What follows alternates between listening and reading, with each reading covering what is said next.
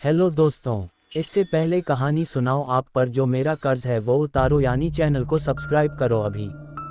दोस्तों, मुझे आपके लिए वीडियो बनाने में बहुत मेहनत लगती है और मैं उदास होता हूँ जब आप लोग मेरा हौसला अफजाई नहीं करते हो, मेरी वीडियो पर लाइक नहीं देते हो, सब्सक्राइब नहीं करते हो। Please support me. कुफरी में स्कीइंग का लुत्फ उठाने और पूरा दिन मौज मस्ती करने के लिए पश्चात कुमार, कामना, प्रशांत और पायल शाम को शिमला की ओर BMW में जा रहे थे। सर्दियों के दिन, जनवरी का महीना, शाम के 6 बजे ही गहरी रात हो गई थी। गोल घुमावदार रास्तों में अंधकार को चीरती पेड़ों के झुरमुट के बीच कार चलती जा रही थी। सैलानी ही इस समय सड़कों पर कार चलाते नजर आ रहे थे। टूरिस्ट टैक्सियां भी वापस शिमला जा रही थी। कुफरी की ओर इक्का दुक्का कारें ही जा रही थी। बातों के बीच चारों शिमला की ओर बढ़ रहे थे। लगभग आधा सफर कट गया था। कार स्टीरियो की तेज आवाज में हंसी ठिठोली करते हुए सफर का आनंद उठाते हुए समय का पता नहीं चल रहा था। झटके मारते हुए कार क्यों चला रहे हो? प्रशांत ने झटकती हुई कार में झूलते हुए कुमार से पूछा। प्रशांत भाई, मैं तो कार ठीक चला रहा हूँ, मालूम नहीं यह अचानक से झटके क्यों खा रही है। कुमार ने झटके खाती कार को संभालते हुए कहा, कार को थोड़ा साइड करके देख लेते हैं, हो सकता है कि डीजल में कचरा आ गया हो, थोड़ी रेस देकर देखता हूँ कि कार रिदम में आ जाए। कुमार ने क्लच दबाते हुए कार का एक्सीलेटर दबाया, लेकिन कोई खास कामयाबी नहीं मिली। कार झटके खाती हुई रुक गई। अब क्या करे? चारों के मुंह से एक साथ निकला। सभी सोचने लगे कि काली रात के साए में कुछ भी नजर नहीं आ रहा था। सोने पे सुहागा तो धुंध ने कर दी थी। धीरे धीरे धुंध बढ़ रही थी। ठंडक भी धीमे धीमे बढ़ रही थी। कार सड़क की एक साइड पर खड़ी थी। इक्का दुक्का कार, टैक्सी आ जा रही थी। प्रशांत ने कहा, बाहर निकलकर मदद मांगनी पड़गी। कार में बैठे रहने से कुछ नहीं होगा। कार तो हम चारों को चलाना आता है, लेकिन कार के मैकेनिक गिरी में चारों फेल है। शायद कोई कार या टैक्सी से कोई मदद मिल जाए। ये कहकर कुमार कार से बाहर निकला। एक ठंडे हवा के तेज झोंके ने स्वागत किया। शरीर में झुरझुरी सी फैल गई। प्रशांत भी कार से बाहर निकला।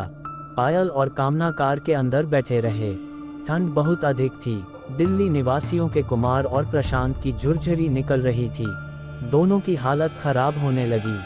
थोड़ी देर खड़े रहे तो हमारी कुल्फी बन जाएगी, कुमार ने प्रशांत से कहा। ठीक कह रहे हो, लेकिन कर भी क्या सकते हैं? प्रशांत ने जैकेट की टोपी को ठीक करते हुए कहा। लिफ्ट मांगकर शिमला चलते हैं, कार को यहीं छोड़ते हैं। सुबह शिमला से मैकेनिक ले आएंगे, कुमार ने सलाह दी। ठीक कहते हो, रात का समय था, गाड़ियों की आवाजाही नगण्य थी। काफी देर बाद एक कार आई। उनको कार के बारे में कुछ नहीं मालूम था। वैसे भी कार में 5 सवारियां थी। कोई मदद नहीं मिली। 2-3 कारें और आई, लेकिन सभी में पूरी सवारियां थी। कोई लिफ्ट न दे सका। एक टैक्सी रुकी।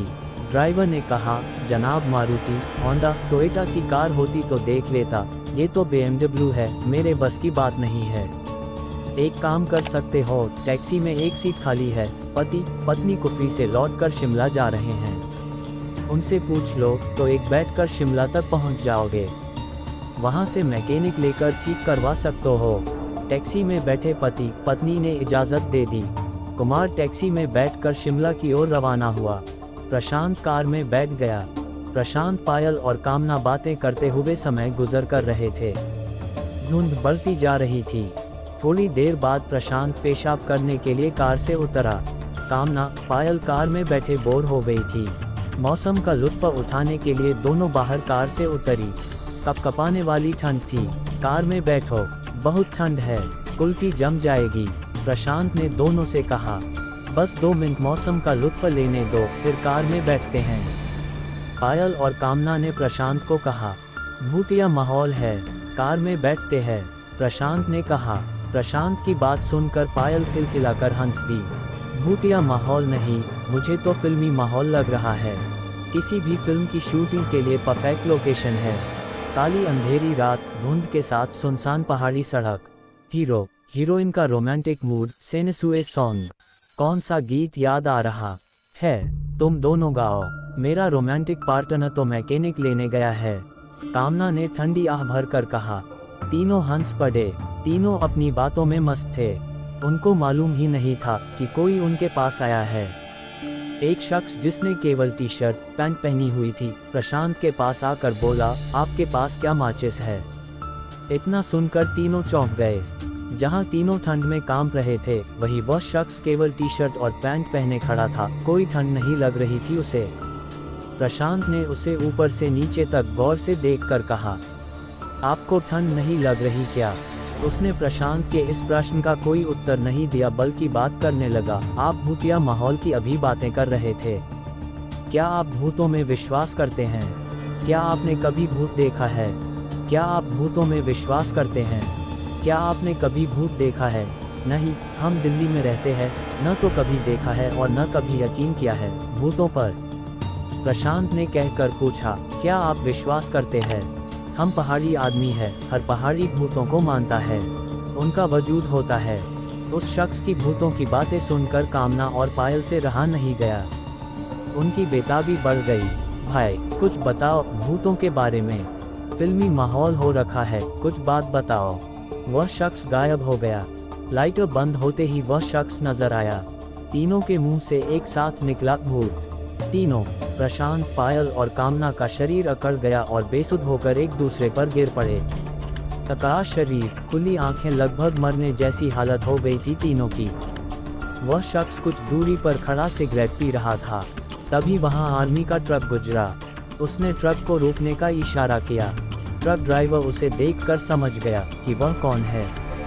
ट्रक से आर्मी के जवान उतरे और तीनों को ट्रक पर डाला और शिमला के अस्पताल में भर्ती कराया। कुछ देर बाद कुमार कार मैकेनिक के साथ एक टैक्सी में आया। अकेली कार को देख परेशान हो गया कि तीनों कहाँ गए।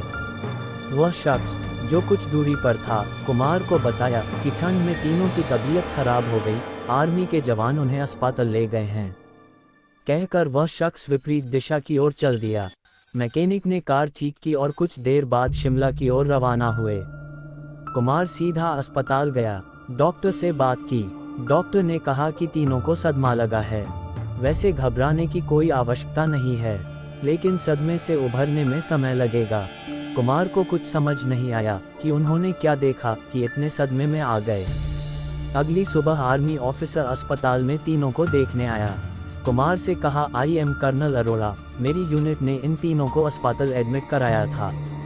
कुमार ने पूछा, मुझे कुछ समझ में नहीं आ रहा कि अचानक से क्या हो गया। कर्नल अरोड़ा ने कुमार को रात की बात विस्तार से बताई कि वह शख्स भूत था जिसे देखकर तीनों सदमे में चले गए और बेसुध हो गए। वह एक अच्छा भूत था। अच्छे भूत किसी का नुकसान नहीं करते। उसने तीनों की मदद की, हमारे ट्रक को रोका और कुमार के वापस आने तक भी रुका रहा। शाम तक तीनों को होश आ गया। 2 दिन बाद अस्पताल से छुट्टी मिली और सभी दिल्ली वापस गए, लेकिन सदमे से उभरने में लगभग 3 महीने लग गए।